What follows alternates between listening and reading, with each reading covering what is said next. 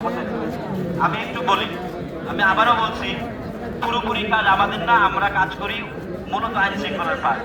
But আইন শৃঙ্খলার সাথে যে আত্মসম্পর্কিত কিছু আইন আমার দেখতে হয়, কিছু ঘোষণা আমাকেও বুঝতে হয়, আমরা বুঝি।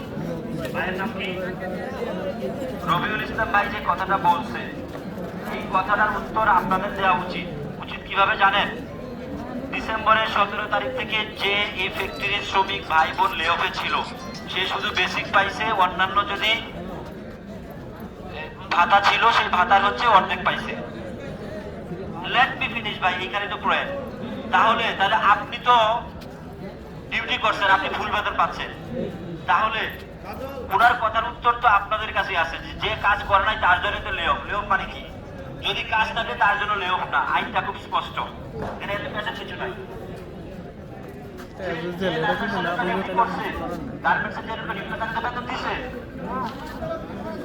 তোমাদের তো বেতন দিবে, কষ্ট তো সেইটাই।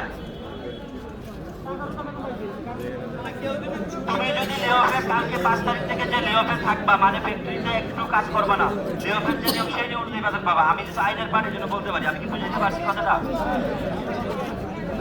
না নাই তো, কিছু নাই তো, মেসেজটা কথা বুঝেন আপনি আগে। আপনার বেতন গত মাসে চার লেঅফ তো পাইছে না, এই মাসে বেতন পাবে ইনশাল্লাহ।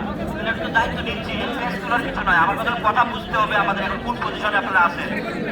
কালকে থেকে ফ্যাক্টরিতে আপনার কাজ নাই, আপনার কর্তৃপক্ষ বলছে, তার মানে কালকে থেকে আপনি লেঅফ অনুযায়ী কথা বলতে হবে। আমরা প্রতিদিন সওয়াবও করি, গুনাহও করি, দুই ফেরেশতা লিখে না?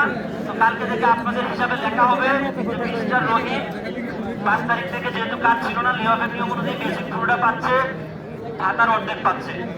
কথা কি বুঝাতে পারছেন? আর এই মাসে বেতন হবে, এটা আমরা বলতে পারি। আমরা অথরিটি বলছে বেতন গত মাসে যেভাবে তাড়াতাড়ি হয়ে গেছে, এই মাসে তাড়াতাড়ি হবে। যেহেতু আপনাদের 3টা প্রশ্নের উত্তর হয়ে গেছে, আমি আর কোনো প্রশ্ন এখানে নিব না। আমি রিকোয়েস্ট করব,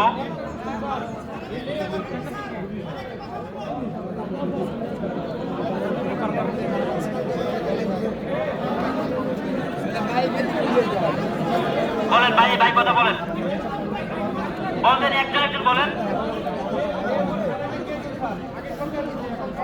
আপনাকে স্যালারি ঢুকতেছে, আপনার কে দিচ্ছে ইম্পর্টেন্ট?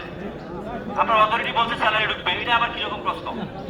আরে ভাই, টাকা কোনো লেখা আছে, কে দিচ্ছে টাকা? আপনার ফ্যাক্টরিতে ঢুকবে বলছে অথরিটি, প্রশ্ন এখানে থাকতে হবে। এখন না ঢুকলে এসে বলবেন যে স্যার বেতন ঢুকলো না। প্রশ্ন তো অতিরিক্ত প্রশ্ন করার জন্য মানে হয় না, এটা তো অযৌক্তিক প্রশ্ন। মানুষের একটা কোশ্চেন করার একটা লিমিট থাকে। মিডিয়া দেখেন, সরকার সিদ্ধান্ত নিছে এইটা লেঅফ হইলে শেয়ার বিক্রি করে আপনাদের ফান্ডের টাকা উত্তীর্ণ দিবে, শুনছেন না? আমরাও এখনো তাই জানি, এর বাইরে এই মুহূর্তে জানি না। আপনি কি বোঝাতে পারছেন?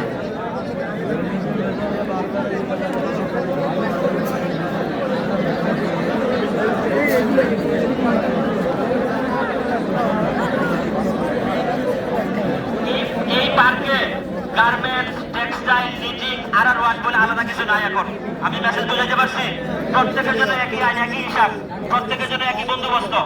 আমি হইলো অথরিটির সাথে কথা বলে যা পাইছি আমি সেটা বললাম, প্রত্যেকের জন্য বন্দোবস্ত এক। Message clear? আমার মনে হয় এখন একটু ওই মোবাইলগুলো বন্ধ করেন। আমার মনে হয় প্রত্যেকের সাথে দীর্ঘদিন কাজ করছেন, দোয়া করেন, আবার কাজ করেন, ততদিন পর্যন্ত হয়তো একটা গ্যাপ পড়বে, ঘোষণাদি বিনিময় করেন।